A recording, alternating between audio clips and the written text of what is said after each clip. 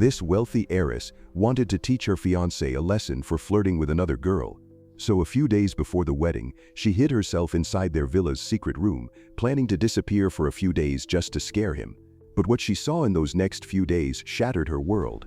Her fiancé wasn't searching for her, but instead he was cheating with her best friend, while she was trapped behind the walls, forced to watch everything.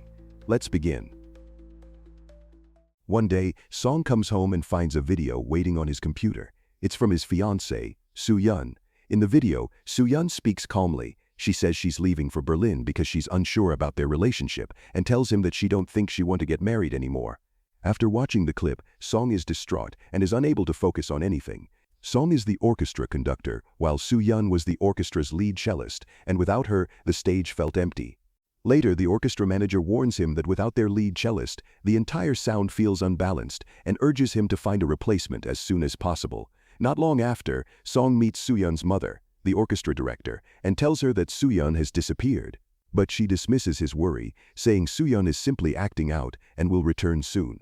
She then mentions that a new cellist has arrived for an interview, someone Soo-yeon herself had arranged before vanishing.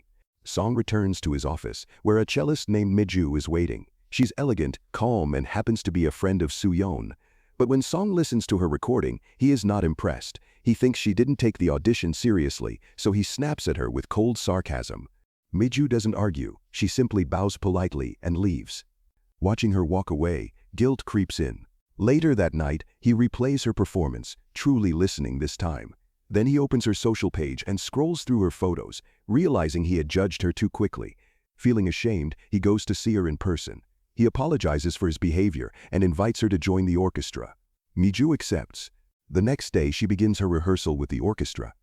That night, Song has dinner with the manager and Soo-yeon's mother. The manager complains that Miju can't compare to Soo-yeon and that the orchestra sounds weaker without her. But since Song raises no objections, Soo-yeon's mother ends the discussion and moves on. The next day after rehearsal, Miju's car breaks down, so Song offers her a ride home. They end up having dinner together. For the first time in a long while, he feels truly at ease. He opens up about his insecurities, how growing up poor made him feel small in Soo-yeon's wealthy world. Miju quietly shares her own truth. She grew up without parents and carries her own insecurities too. Over that simple dinner, something shifts. Hearing her story, a quiet connection forms between them, one that feels nothing like what he shared with Soo-yeon. In the car, Miju casually mentioned that she didn't want to go home yet and wanted to keep drinking.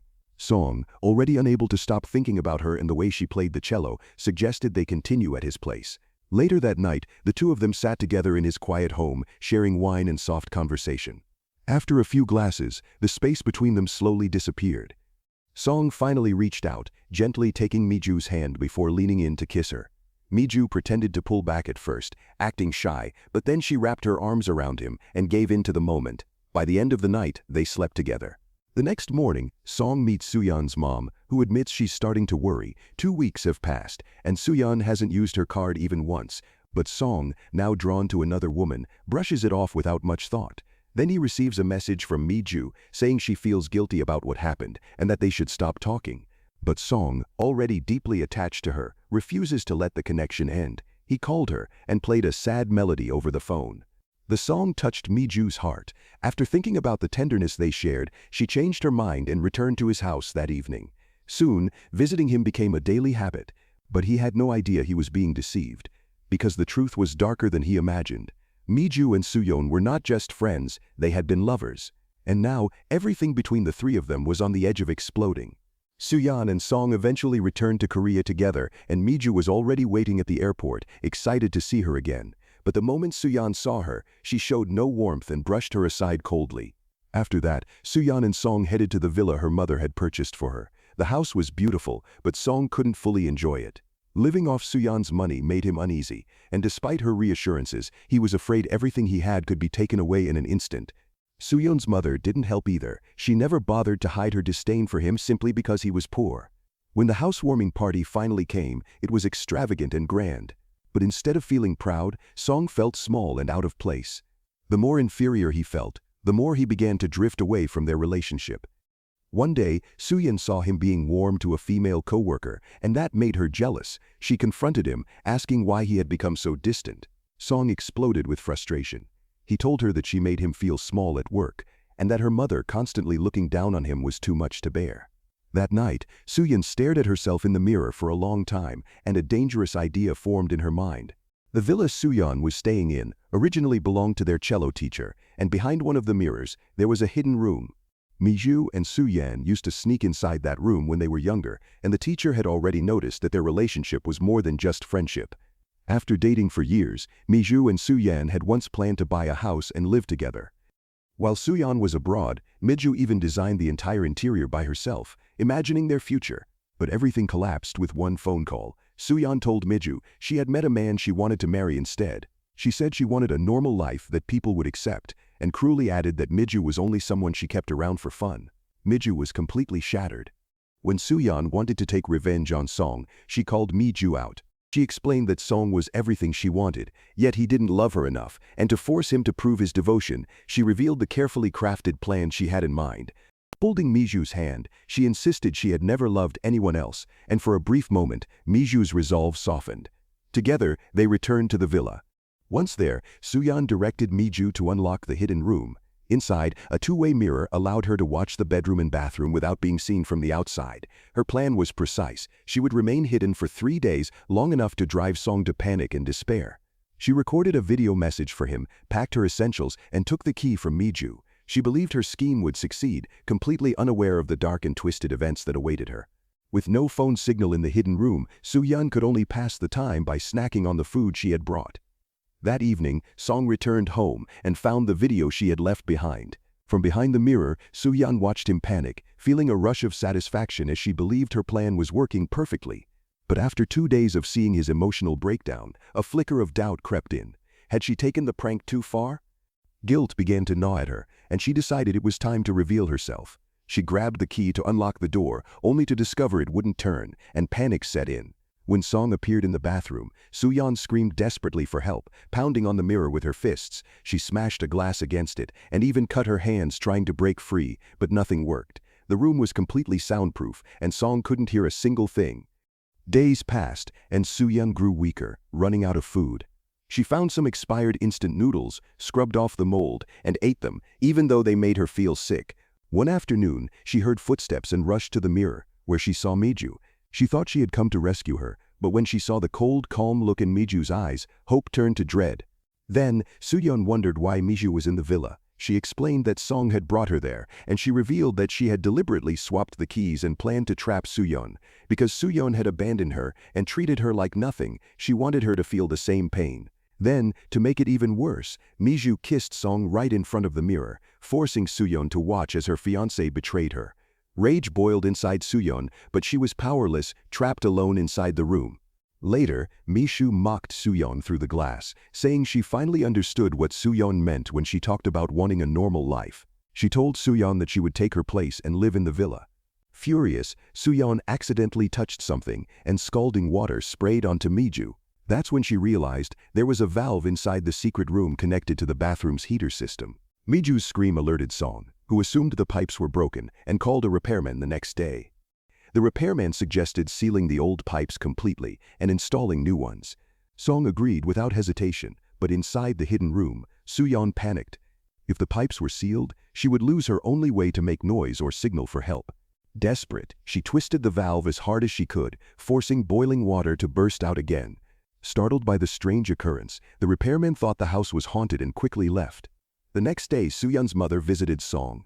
Nearly a month has passed now, and she found it extremely strange that her daughter hadn't used her passport or credit cards. It was as if Soo-yeon had disappeared from the world entirely. She told Song that she had reported Soo-yeon missing to the police and that they would search the villa as part of the investigation.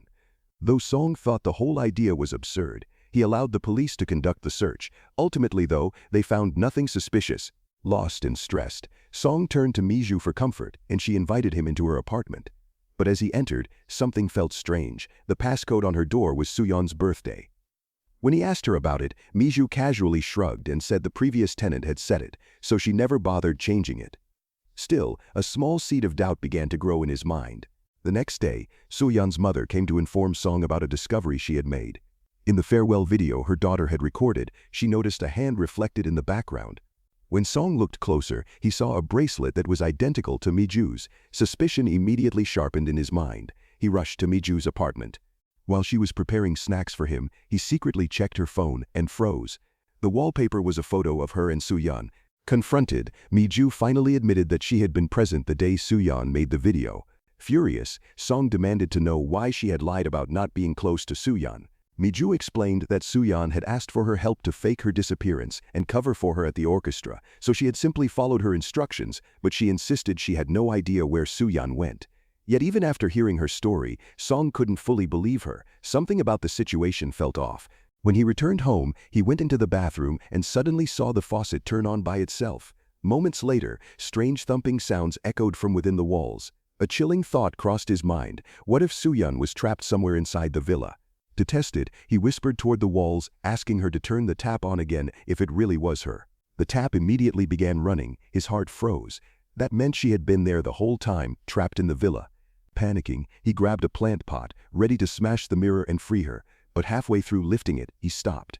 A cold realization hit him. If Soo-yeon had been watching all this time, she must have seen everything. Him with Miju, the kisses, the betrayal. If she got out, she could destroy him completely. Everything he had worked so hard for could vanish in an instant. Inside the hidden room, Soo-yeon screamed desperately, pounding on the walls and begging him to save her. But he turned his back and walked away. He returned to confront Miju. This time, she finally spoke the full truth. They had once been lovers, but Soo-yeon had used her and discarded her without hesitation, so she wanted revenge. Calmly, she admitted she had not locked Soo-yeon in the room herself, but she also had no intention of letting her out. Eventually, she told Song she would follow his decision. If he wanted to free Soo-yeon, she wouldn't stop him. Song felt trapped in the middle, torn between both choices. Part of him could not bear the thought of Soo-yeon suffering any longer. Yet another part feared that he would lose the life he had painstakingly built. The next day at rehearsal, Song could barely concentrate. Soo-yeon's mother noticed his distracted expression and immediately sensed that he was hiding something. Later, Song received a missed call and a text from Soo-yeon's number. At the same time, Miju also received a message, Soo-yeon accusing her of betrayal. Both of their faces changed instantly. Realizing something amiss, they immediately skipped rehearsal and headed to the villa to check the secret room. What neither of them knew was that the messages weren't from Soo-yeon at all. They were from her mother, who had grown suspicious of everyone around her. Using her connections, she had duplicated Soo-yeon's SIM card and sent different messages to everyone her daughter frequently contacted to see who would respond. When Song and Miju both reacted and left rehearsal, her suspicions were confirmed. They were involved in Soo-yeon's disappearance. Back at home, even though Miju tried to stop him, Song could no longer ignore the truth. He forced her to open the hidden room. Inside, they found Soo-yeon collapsed on the floor, weak, dehydrated, barely clinging to life. When Miju leaned in to help, Soo-yeon suddenly woke and grabbed her with trembling hands, her fear and anger spilling out uncontrollably. Terrified, Miju claimed Soo-yeon had gone mad and tried to pull Song away, but he shoved her aside and carried his fiancée out. Outside, Soo-yeon appeared calm. When Song told her he was willing to turn himself in, she gently told him not to and said she forgave him. Her soft voice and serene smile took him completely off guard. Yet in truth, her silence was not forgiveness, it was the quiet, cold patience of someone carefully plotting her revenge. Later, she visited her former cello teacher, not out of courtesy, but to corner her. With a cold voice, Soo-yeon asked whether she had spoken badly about her to Miju and warned her to stay silent about anything she knew regarding their past relationship. Weeks passed, and Soo-yeon and Song got married and lived together. But every morning, when he kissed her goodbye before heading to golf, she wiped the spot clean the moment he turned away, her expression filled with quiet disgust. And as soon as he left, she gathered food and drinks and walked toward the secret room. The space no longer looked like a prison. Now it was clean, organized, and furnished with a bed and equipment. It had slowly become Miju's new home. Inside, Miju waited obediently, her legs already marked by the metal she willingly slipped back into. She slipped back into the restraints without hesitation. She had chosen her place, chosen her chains, and chosen to become Soo-yeon's slave for good.